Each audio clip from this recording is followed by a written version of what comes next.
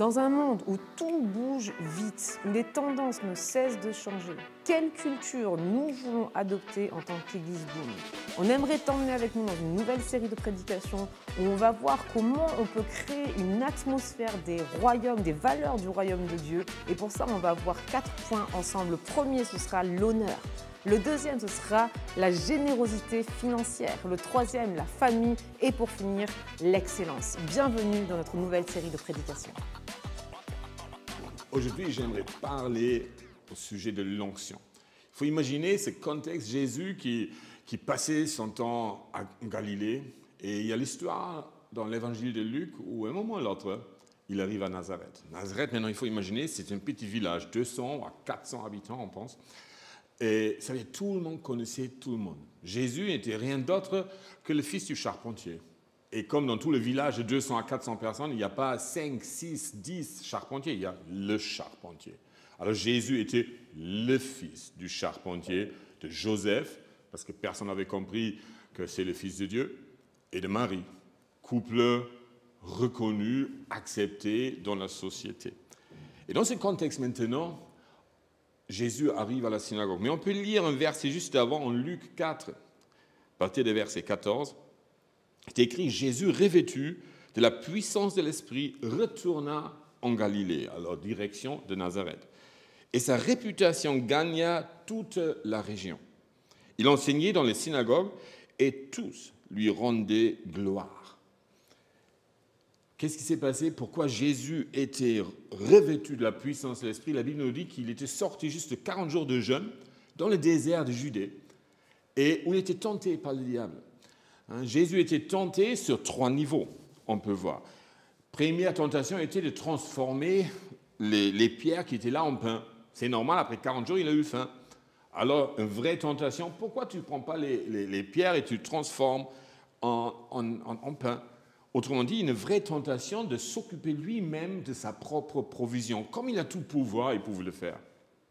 Deuxième tentation, que le diable lui montre tous les royaumes. Il dit, écoute, je te le donne. Deuxième tentation, le pouvoir ou la possession. La possession qu'on veut avoir des choses, qu'on veut toujours avoir plus. Troisième tentation, de ne pas heurter ses pieds, que même les anges vont le protéger. Troisième tentation, le bien-être. Je résume.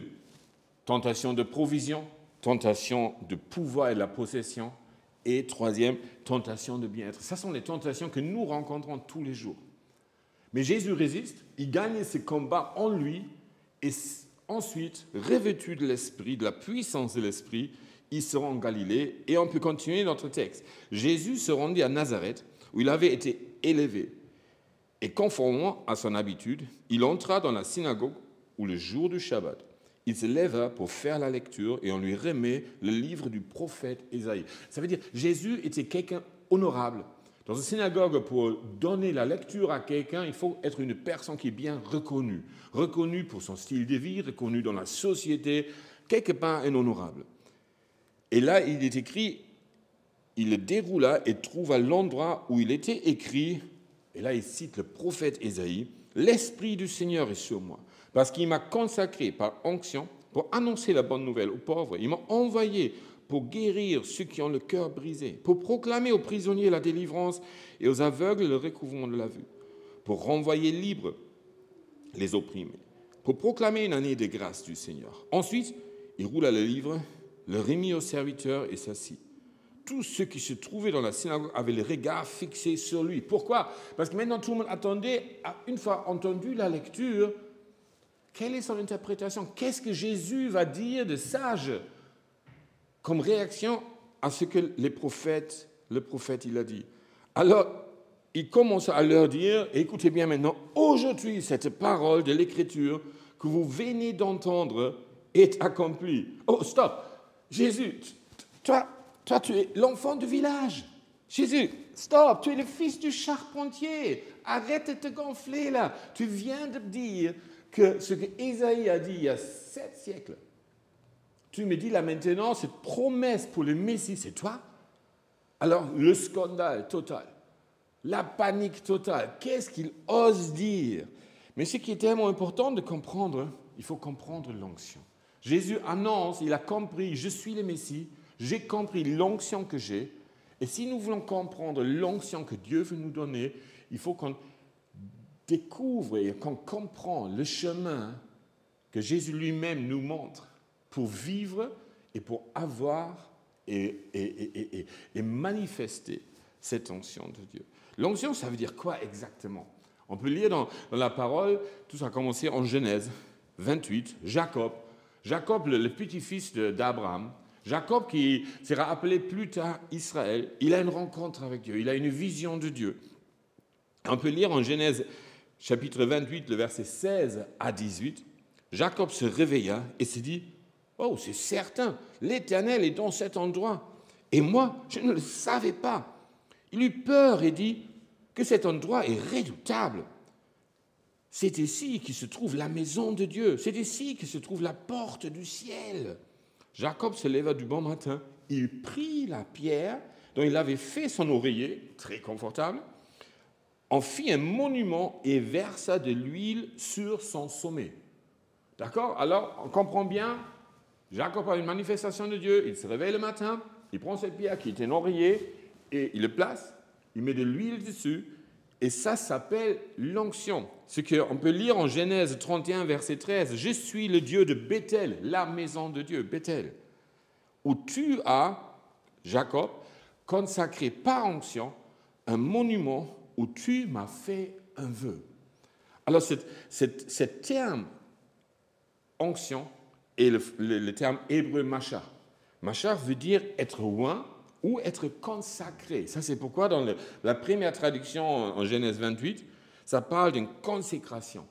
Ça parle d'une consécration, l'huile qui est sur ce sommet, où Dieu répète en Genèse 31, tu l'as consacré par onction. Tu l'as machar, tu l'as mis à part.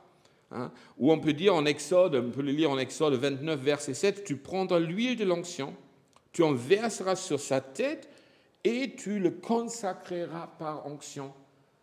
Ça, c'est les sacrificateurs. Alors, l'habitude ou le coutume de l'onction avec l'huile montrait qu'une personne est consacrée, ça veut dire d'être mise à part pour quelque chose. Et quand Jésus alors annonçait ce qu'il a lu dans le prophète Ésaïe, ce qui est écrit en Ésaïe 61, « L'Esprit du Seigneur est sur moi parce qu'il m'a consacré par onction. » Il a fait savoir à tout le monde, je suis mis à part pour quelque chose de très spécial. Et c'est là où on va regarder encore un peu dedans. Okay? La différence avec l'onction que le peuple connaissait était que Jésus disait que son onction n'est pas pour régner, mais pour servir. Jusqu'à ce moment-là, on consacrait des personnes afin qu'ils aient un certain pouvoir. Ça pouvait être les sacrificateurs, mais ça pouvait aussi être les rois. Ça pouvait être des personnes importantes, d'une grande influence, qui régnaient sur les gens. Mais là, Jésus montre, mon onction est différente. Mon onction est celle du service. L'onction de Dieu, alors, nous consacre pour répondre à un besoin. On va en revenir dans un instant sur ce texte que Jésus montre. Mais en général, on peut dire, l'onction de Dieu n'est jamais pour nous donner un pouvoir. L'onction de Dieu sert afin que nous pouvons répondre aux besoins de la société dans laquelle on vit. Okay? Le prophète Ésaïe avait annoncé que le Messie va enlever tout fardeau. Il avait dit ça avant que le texte en Ésaïe 61 que Jésus vient de citer était mentionné, et c'est écrit en Ésaïe 10, verset 27. Ce jour-là, le fardeau qu'il faisait peser sur toi sera retiré. La domination qu'il exerçait sera écartée, brisée, et laissera place à la bénédiction. Ça, c'est une des promesses sur le Messie. Ça veut dire le Fils de Dieu, le oint par l'Éternel, le oint par Dieu qui va transformer tout fardeau qui écrase dans un état de bénédiction, qui va transformer la vie des gens, qui va libérer les esclaves dans leur quotidien.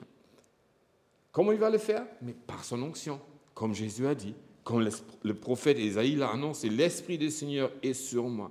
Et c'est qu'on voit, il y a toute une liste des besoins sur lesquels il répond. Il annonce la bonne nouvelle aux pauvres, ça veut dire il apporte, l'onction nous aide à apporter de l'espoir à la société. Guérir qui ont le cœur brisé. Comme des personnes souffrent aujourd'hui des vraies tragédies, qui ont le cœur brisé par des expériences de vie. Et l'onction nous permet d'apporter la guérison dans leur âme. Proclamer la délivrance aux prisonniers. Combien de personnes sont captives par les dépendances, captives par plein de choses qui les gardent dans un état enfermé et qui ne leur permet pas de vivre une vraie liberté, de comprendre cet espace que Dieu a préparé pour chaque être humain. L'onction va nous aider à proclamer la délivrance et ce qu'on proclame va se manifester. Recouvrons de vue aux aveugles les vraies guérisons corporelles. Renvoyer libres les opprimés. Notre société est remplie d'un vrai fléau de dépression, un vrai fléau des opprimés qui attendent une chose, d'être enfin libres. Et proclamer une année de grâce. L'année de grâce en Israël, c'était tous les 50 ans. Après 50 ans, tous les gens qui ont eu des dettes, les dettes étaient mises à zéro. Alors, je ne sais pas si toi, tu as peut-être des crédits de consommation, crédit de maison, crédit de voiture, et ça pèse sur toi. Dans une année de grâce, si tu seras en Israël à cette époque-là, après 50 ans, mise à zéro, tu es libre de nouveau. Et c'est exactement ce que ce passage veut nous dire. L'onction de Dieu, une fois que nous sommes consacrés, on peut proclamer une année de grâce pour renvoyer libres les personnes, leur montrer comment vivre sans être un esclave. Parce que la personne qui était endettée était un esclave jusqu'à l'année de grâce, pour être libre de nouveau. Moi, je découvre régulièrement, quand je voyage dans les nations, on était récemment avec mon épouse Britta, on était au Mexique, on a pu prier pour 120 leaders et des larmes qui coulent. Pourquoi ils coulaient? Parce que Dieu donnait par onction des paroles prophétiques qui les a libérés dans leur état d'enfermement en quelque chose, enfermement dans leur point de vue, dans leur regard. Alors l'onction veut toujours apporter une libération des choses qui ne sont pas encore atteintes. Je viens de rentrer la semaine passée d'Allemagne d'une grande conférence d'hommes, 800 hommes qui étaient là, de faire un appel pour ceux qui désirent de voir cette dimension spirituelle. Plus que 500 personnes suivent cet appel. Plus que 100, largement au-delà de 100, sont baptisés dans le Saint-Esprit. Ça veut dire commence à découvrir la puissance de Dieu, parler en nouvelle langue. Pour découvrir, il y a un espace qui est différent de ce que je connaissais jusqu'au maintenant. Et là, maintenant, quelque chose qui est intéressant. Je crois, nous tous, toi qui écoutes, qui m'écoutes actuellement, mais moi aussi, je désire tellement de vivre et de voir l'onction de Dieu. De voir l'onction de Dieu en moi, de voir l'onction de Dieu à travers de moi. Et je me demande, mais comment je peux le vivre? Quel est le chemin envers cette onction? Et je pense que la plus grande tentation est la facilité. Mais Dieu ne donne pas son onction de manière facile. Et j'aimerais revenir à l'histoire de Jésus. Avant qu'il arrive à la synagogue, avant qu'il déclare l'Esprit du Seigneur est sur moi, parce qu'il m'a oint par onction, il m'a consacré par onction. Avant cela, vous vous rappelez, il était dans le désert. Et qu'est-ce qui était vraiment tenté dans le désert? Qu'est-ce qui était vraiment attaqué? C'est le vrai moi. C'est l'importance du moi dans ma vie. Et on revient un peu dans ces tentations qui étaient là pour comprendre. Honnêtement, je ne sais pas comment ça c'est pour toi. Moi, souvent, je suis tenté de regarder sur mes propres forces pour ma provision. Transformer les pierres en pain, faire un effort pour avoir davantage de provision. Tenter de dire, avant que je fasse quoi que ce soit, il faut d'abord que ma provision soit assurée. Si j'ai un bon salaire, je peux servir le Seigneur. Si j'ai un bon revenu, je peux faire d'autres choses, davantage peut-être. Ou la tentation de la possession et du pouvoir, le matérialisme d'aujourd'hui. Jamais être content de ce qu'on a parce qu'on a la possibilité d'avoir davantage. On vient juste obtenir quelque chose de nouvel, on vient juste investir en quelque chose, tu connais ça?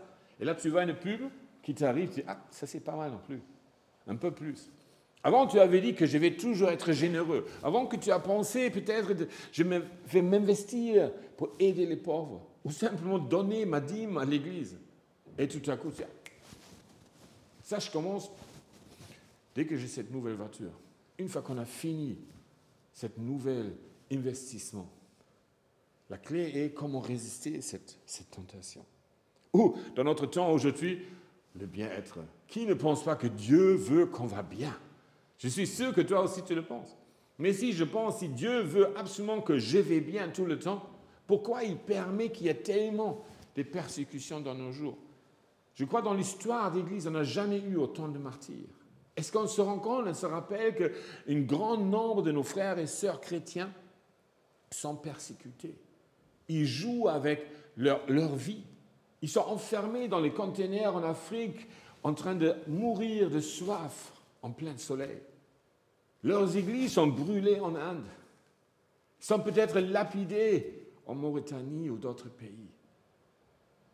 Et je suis tenté par le bien-être. Je suis tenté par « mais Dieu veut que je vais bien. Et si je vais bien, je peux me consacrer. » Et c'est là où il y a exactement notre combat. Le même combat que Jésus a eu.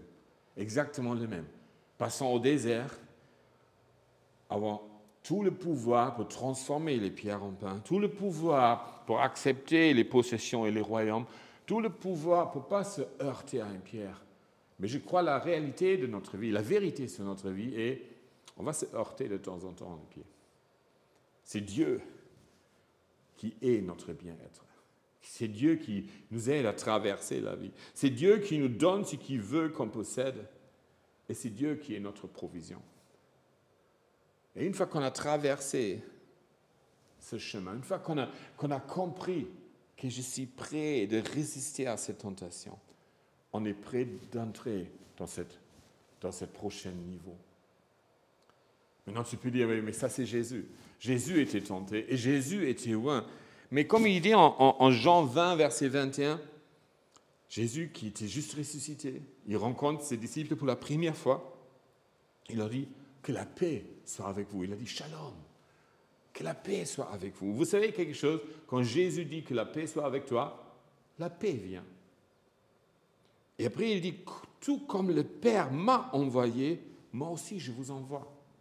Comme le Père a envoyé Jésus, d'abord résiste à la tentation, ensuite embrasse l'onction. Consacre-toi. Consacre-toi à quoi? Au fléau de notre société.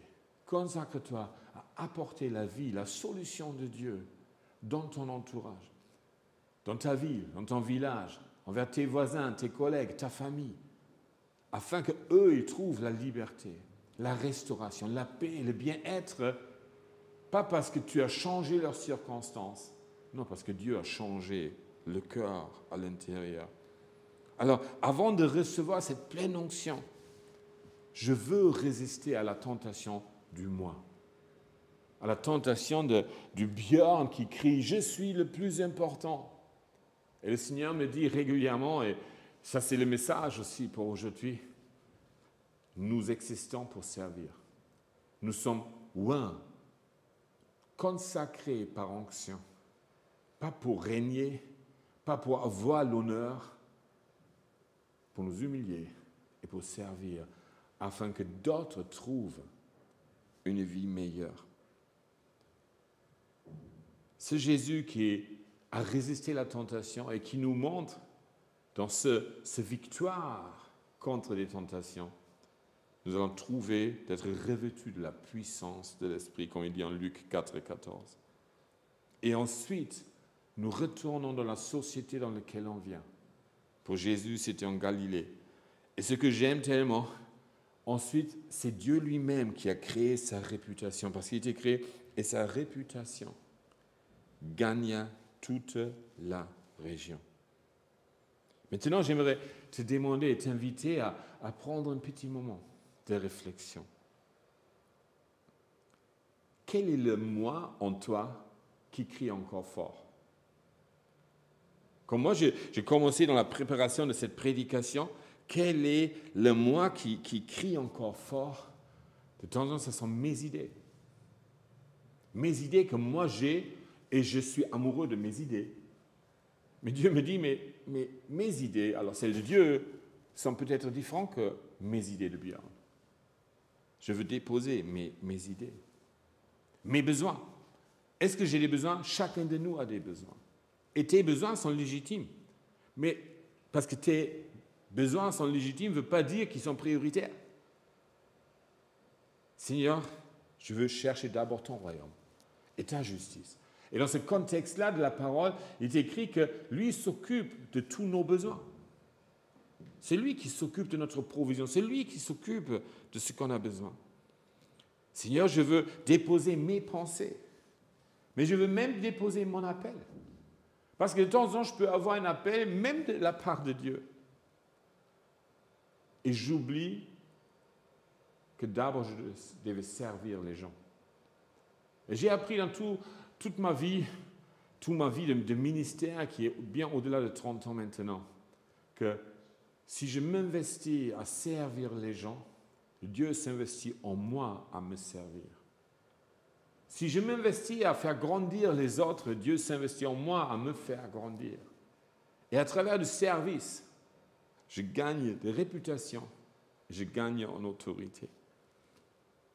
Je veux alors déposer le moi de mes priorités et vraiment chercher d'abord le royaume de Dieu. Demander au Seigneur comment je vais investir le temps que j'ai, comment je vais investir les compétences, les forces, les biens qu'il m'a donnés. Alors je propose qu'on va prendre un petit moment de prière et je vais inviter maintenant le Saint-Esprit de nous montrer notre miroir. Parce qu'il faut que je sois honnête avec moi. Honnête avec moi afin que le Saint-Esprit peut me montrer mon état réel pour éventuellement me repentir, éventuellement changer des choses dans ma vie pour mettre Dieu à sa place de priorité, afin que je sorte vainqueur de ces tentations et que je marche en puissance de l'Esprit, sachant que je suis loin par l'onction, consacré à Dieu pour apporter des solutions à la société en souffrance autour de moi. Si tu veux, peut-être ferme tes yeux maintenant, peut-être tu veux fléchir tes genoux là où tu es. Et je vais prier. Seigneur, je te remercie. Je te remercie que tu nous as montré cet exemple, qu'avant que nous pouvons entrer pleinement dans l'onction que tu as préparée pour nous, avant que notre consécration entière, Seigneur, nous devons rencontrer notre moi, notre ego, et déposer tout ce qui est concentré sur nous, le déposer devant toi. Et Saint-Esprit, je t'invite, montre-nous là où nous sommes, ce miroir de notre réalité. Permets-nous de déposer le moi qui est trop fort, mes droits de non-pardon, mes droits de provision, mes droits de bien-être, mes droits de priorité, mes droits de mes idées, de les déposer devant toi. Et dire, Seigneur, que ta volonté soit faite.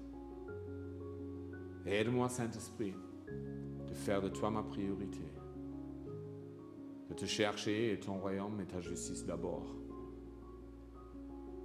afin que je vois plein de témoignages à ta gloire, comment toi tu vas toucher la société autour de nous, à travers de chacun de nous, par l'onction qui pose sur nous.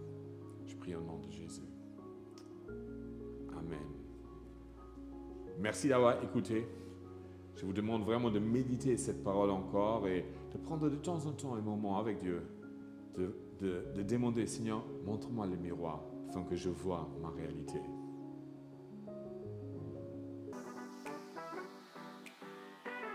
Merci beaucoup d'avoir écouté cette prédication en entier.